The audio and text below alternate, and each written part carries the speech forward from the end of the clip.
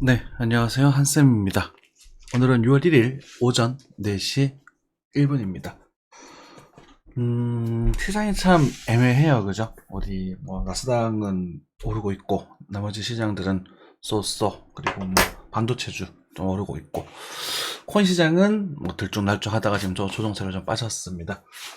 음, 아까 전에 말씀드렸지만, 코인 같은 경우는 제가 전량 매도하라는 말씀 다시 드렸거든요.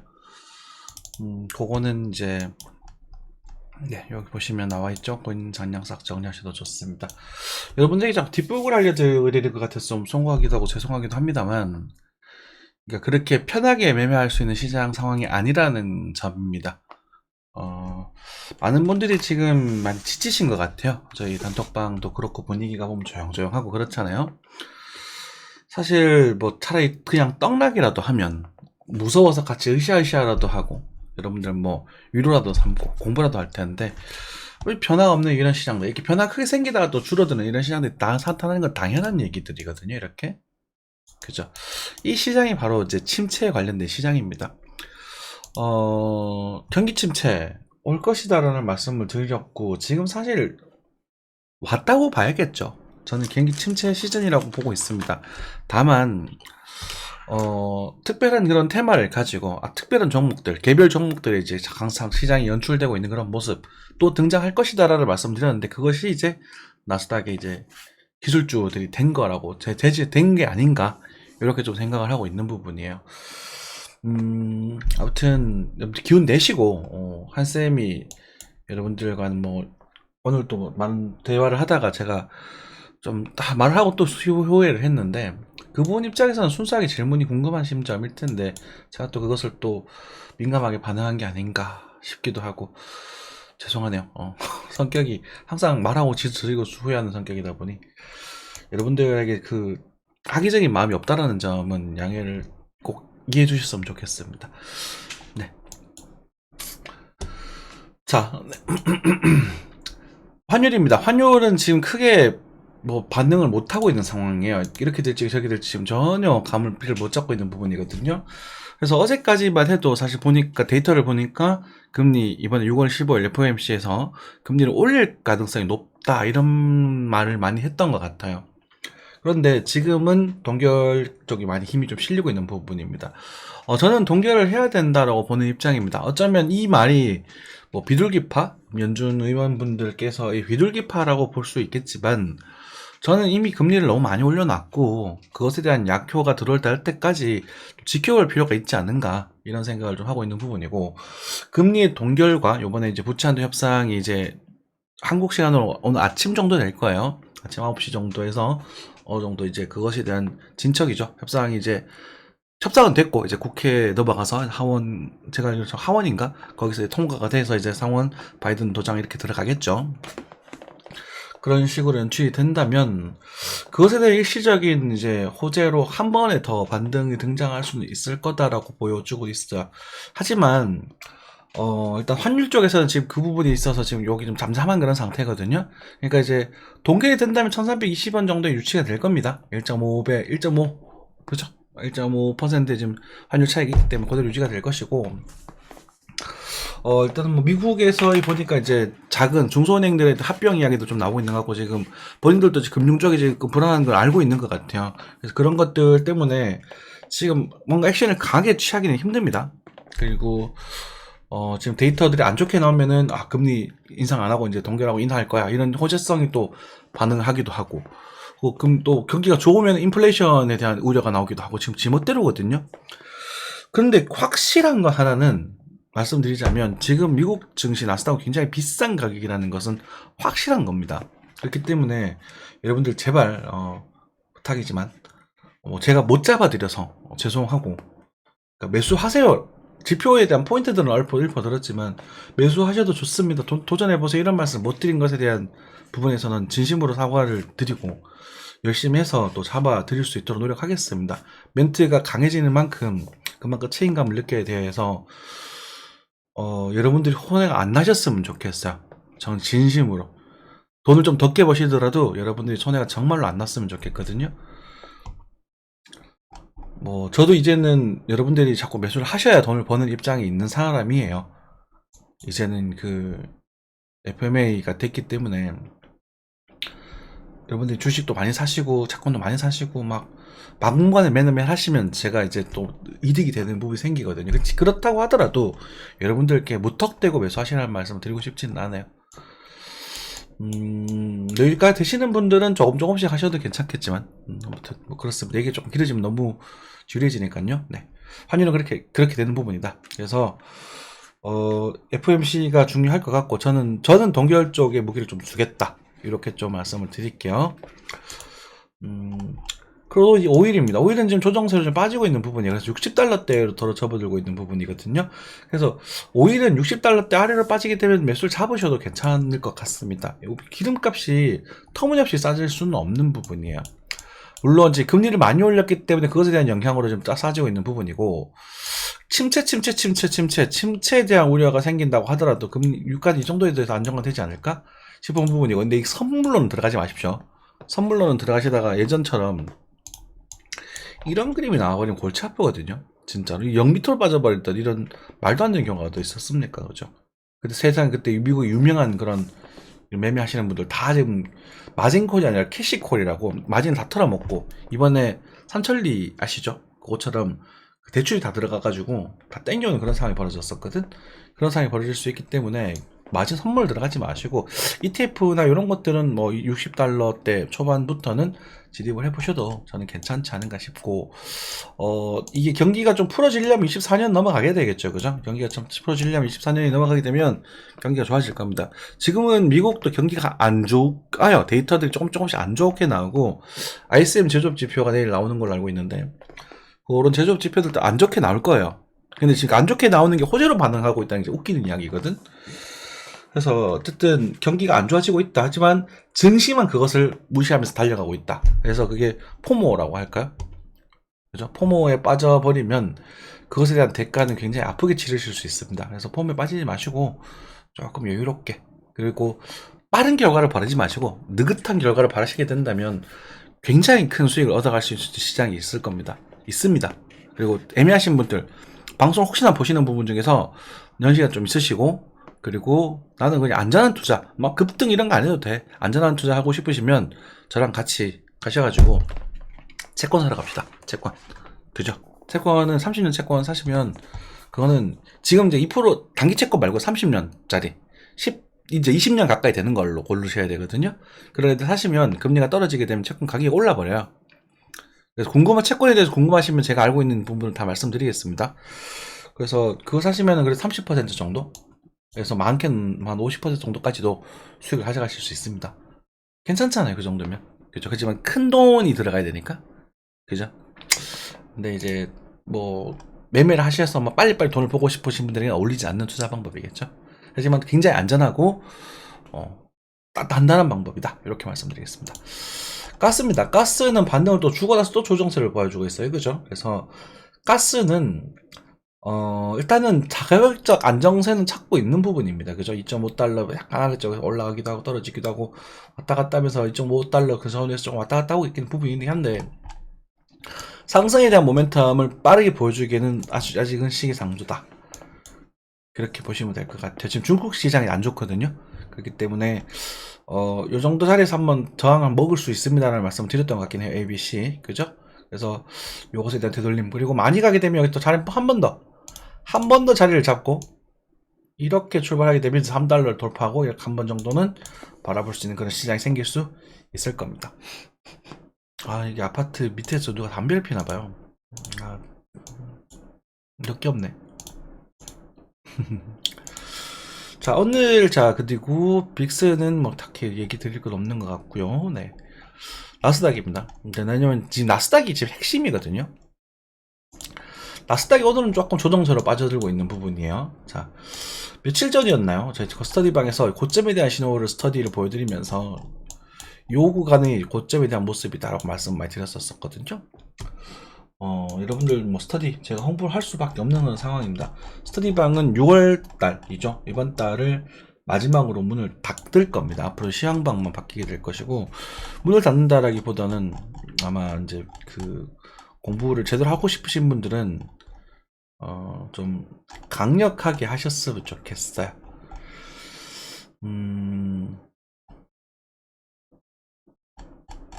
자, 여기 보시면 오늘 공유해 드릴게요. 관심 없는 분들도 계시다고 하시는데, 자, 단기적인 흐름이지만 거래 터지고 거래 줄고 데드 크로스 익절 하실 때 보셔야 하는 모습. 그러니까 거래가 터졌어요, 그죠? 상승하다 거래가 빵 터지고, 그러나서 추가적으로 상승이 일어나는데 거래가 줄면서 우리 보조지표가 데드 크로스가 탁 나는 그런 시점이 있거든요. 요때가 여러분들이 매도를 하셔야 될 시점이라고 보시면 됩니다. 항상 요 추세가 탁 깨지죠, 그죠? 작은 추세 하나 딱 깨지는. 그래서 5분봉 가지고 연습을 했었었고, 입절하실 때 보셔야 하는 모습이다 라고 말씀드렸고, 그래서 연습용 5분봉이니까 연습용을 올려드렸고, 그리고 나서 흐름이 이제는 빠지는 모습까지 체크를 했습니다. 그쵸? 그래서 나스닥이 14,570까지 완료했습니다. 제가 14,300 정도라고 말씀드렸잖아요. 360 정도? 그 포인트에서 지금 조정세를 보여주고 있는 모습이라서 요 모습은 그래도 의미가 좀 있는 모습일 수 있겠다, 이렇게 생각이 좀 듭니다. 그래서 요 부분도 체크하면서 제가 또 그 비트코인도 팔으라고 말씀을 드렸었거든요. 근데 그 부분에 따라서 비트코인의 목표치와 같이 매칭이 되는 부분이 있는가요? 그것도 좀 이따 말씀드릴게요. 뭐 지금 뭐 당장 쭉 떨어질 건지 아닐까는 모르겠습니다만, 어쨌든 여기에서는 한 14,000, 한 100대, 100대 한 중후반 200 밑으로 150, 100 요 정도 사이까지는 빠질 수도 있다, 이렇게 체크하시면 될 것 같아요. 그리고 이제 이 시장에 인공지능도 어느 정도 지금 다 반영이 됐고, 이제 호재수가 들어갈 게 다 반영이 됐거든요. 부채한도 협상 합의됐고 들어갔고, 그 다음에 이제 금리에 대한 동결 가능성이 어느 정도 반영이 되는 부분이고, 이제 확장이 나면 조금 나아질 수 있겠죠. 이제 그게 마지막 호재가 남아 있는 부분인데, 그 다음에 이제 실적에 대한 이야기들과 인플레이션, 그리고 전기 침체에 대한 이야기들이 지수에 반영될 가능성이 있다, 이렇게 해석하시면 될 것 같고, 뭐 옷 잡은 거에 대해서는 어쩔 수 없어요, 그죠? 옷 잡은 거는 어쩔 수 없는 부분이지만, 그리고 뭐 행여나 이제 숏 포지션 때문에 다치셨던 분들이 계시다면 진심으로 사과를 드리고, 일단은 뭐 하여튼 그 정도 말씀드리고, 여기서 제가 조심하다라고 말씀드렸고, 저도 이제 손절했다는 말씀 들었으니까 손을 좀 보시더라도 절대로 물리시면 안 됩니다. 네. 자, 어쨌든 그렇게 되는 부분이다. 그리고 이제 5이평이죠. 5날평에 대한 지지를 받고 있는 부분이에요. 살짝 받고 있는 부분이고, 일단은 이 정도 포인트까지는 조정 가능성을 생각해 볼 필요가 있다. 하지만 아직까지는 이렇게 무너질 흐름은 이제는 아닌 것 같다. 제가 이때는 여기서 이렇게 빠져도 모릅니다, 이런 말씀을 자주 드렸잖아요. 왜냐면 이게 엔딩 다이고날 수렴형 패턴에 대한 부분이 가능성이 높아서 그랬거든요. 하지만 여기서 지금 뚫고 올려버리면서 그 퍼트는 지금 긴가민가한 상황이 됐고, 보조지표도 지금 고점을 살려버렸거든요. 그런 상황이지만 어쨌든 크게 봤을 때 거래가 조금씩 줄어들고 있는 모습이에요. 이거는 확인이 안 되고, 그래서 거래가 이제 단기적으로 살짝 늘긴 했지만, 이제 이 포인트적인 봤을 때 거래가 좀 줄어들고 있는 모습이기 때문에 너무 그렇게 예쁘게 보지는 못하겠어요. 그래서 일단은 그거로 체크하시면 될 것 같고, 여기 나오나? 여기 나오네요. 요 정도 포인트, 어쨌든 그 가격대 지수는 거의 비슷하니까, 나스닥 100 61.8%에 대한 도달을 했고, 그리고 마지막에 786이 이제 15,400 하나 남아있는데, 15,400까지 올라갈 수 있을 만한 그런 잠재적인 호재나 이슈거리가 지금 있는가, 올해 안에 있나요? 잘 모르겠습니다. 그래서 어쨌든 14,460, 14,400 정도, 이 포인트에서는 저 조정이 나와도 이상할 게 없다. 그러면 이제 여기서 좀 조정이 살짝 나왔다가 뭐 꿀렁꿀렁 하다가 한 번 더 뚫어주고 이렇게 떨어질 수도 있겠죠, 그렇죠? 그래서 나스닥 비싼 가격이기 때문에 요렇게 등장하게 되면 보조지표 이런 식으로 하락하면서 만들어 줄 거거든. 그 정도 모습을 한번 생각해 보자, 지금으로서는. 그죠? 그냥 빠지는 거에 대해서는 일단 지금은 모르겠다. 지금은 이것에 대한 감각은 보이지 않는다 해서, 어쨌든 41,000까지 빠지는 모습을 보고 이 고기가 고점일지 한 번 더 고점이 나올지 이것에 대한 판단 한번 해보도록 하자. 이해되셨죠? 그래서 체크하시면 될 것 같습니다. S&P 같은 경우는 미국 증시, 왜 자꾸 맨날 미국 증시에 대한 얘기를 하느냐. 지금 우리가 볼만한 차트가 미국 차트밖에 없어요. 전 세계 돈을 미국 애들이 다 빨아먹고 있거든. 달러 인덱스가 올라가게 되면서. 그래서 S&P는 어디에 S&P네요. S&P는 아직까지 크게 강세를 만들어내고 있지는 못하고 있어요. 그러니까 요 자리 4,200 예전에 말씀드린 4,200포인트에서 크게 뭐 힘을 못 내고 있단 말입니다.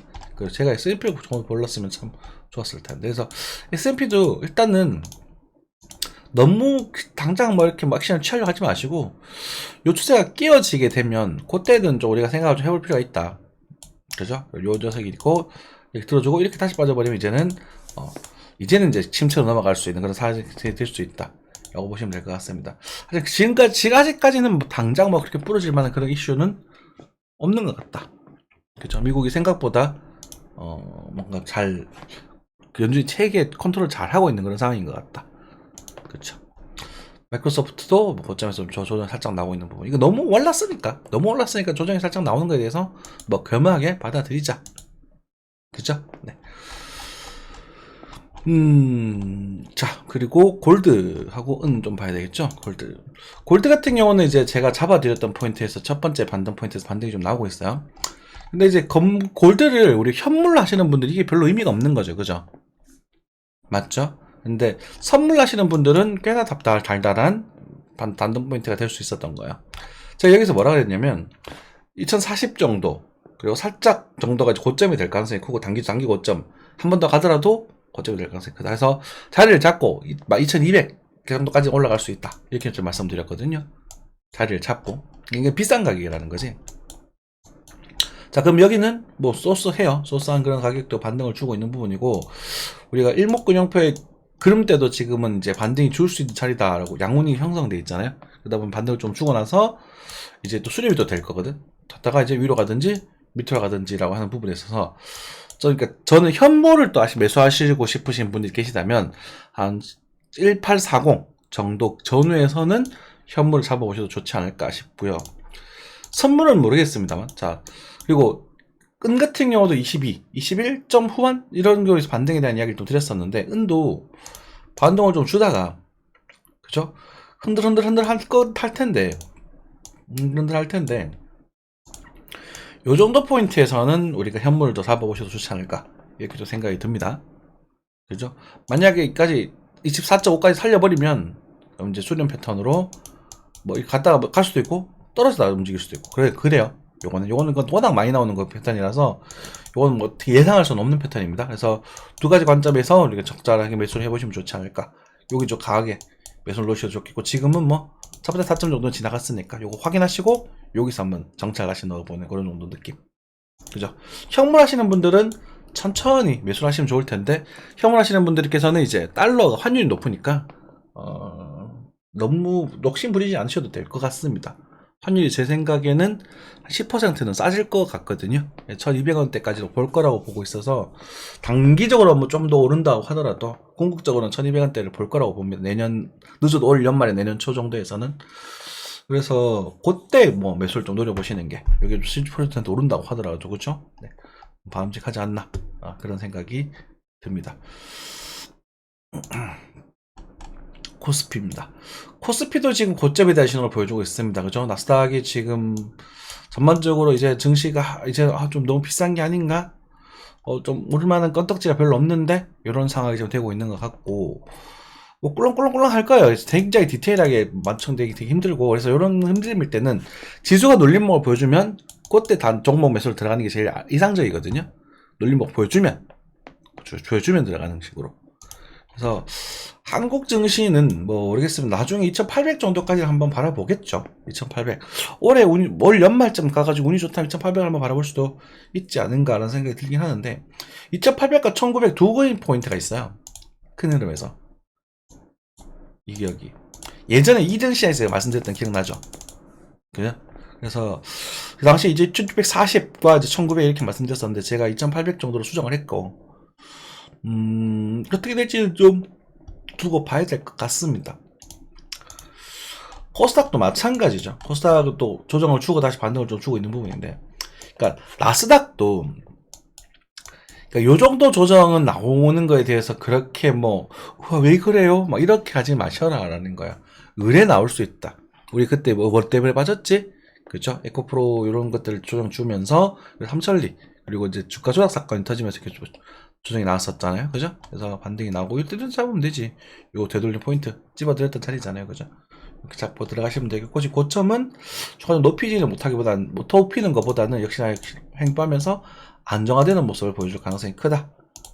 그리고 나서 이제 흔들겠죠. 왜냐하면 이제는 수렴 쪽으로 넘어가야 되거든요. 이런 식으로. 그러면 뭐 A, B, C를 한번 들어준다고 해서 이런 식으로 흔들어줬다, 이렇게 다시 가야 되는 거야, 상승하더라도. 이해되시죠? 그래서 금리 인하가 진행이 되고, 나중에 금리 인하가 진행이 되면 이제 좀 흔들릴 거거든. 그러면서 경기가 다시 풀린다는 모습이 등장을 할 때, 그때는 장기적으로 또 좋은 모습이 등장할 수 있으니까 참고하시면 될 것 같아요. 자, 비트코인으로 넘어가겠습니다. 비트코인은 좀 되게 좀 안 좋죠, 그죠? 코인 시장이 지금 제가 너무 극단적으로 말씀드려가지고 여러분들이 좀 기운이 떨어지지 않나. 오히려 좀 요즘 또 그런 생각이 드네요. 조심하라는 그런 의미에서 되게 좀 멘트를 세게 쳤는데, 그것이 오히려 여러분들에게 안 좋은 영향을 미친 것 같아서 또 송구스럽습니다. 그러니까 이래놓고 또 자, 비트코인 같은 경우 여기서 반등할 거다라고 말씀드렸었고, 그렇죠? 그래서 뭐 달러적인 측면은 뭐 18,000 살짝 넘어간 정도 수준까지 반등이 말씀드렸었고, 요거는 뭐 한 25,000 정도까지는 빠질 수도 있다라고 생각하고 계셔요. 그래서 이런 것들은 그냥 노멀한 흐름입니다. 그죠? 콩 A, B, C, 그죠? 나오고 A, B, C 이런 흐름이거든요. 그러니까 무슨 말이냐면, 그러니까 A, B, C, A, B, C 이런 흐름이라고. 그래서 뭐 줬다가 다시 이렇게 빠졌다가 뭐 이거 빠졌다 이렇게 다시 들었다가 뭐 이런 흐름이 나올 가능성이 크다는 거야. 지금으로서는. 지금 코인계에도 특별한 개인적인 개별적인 악재가 없거든.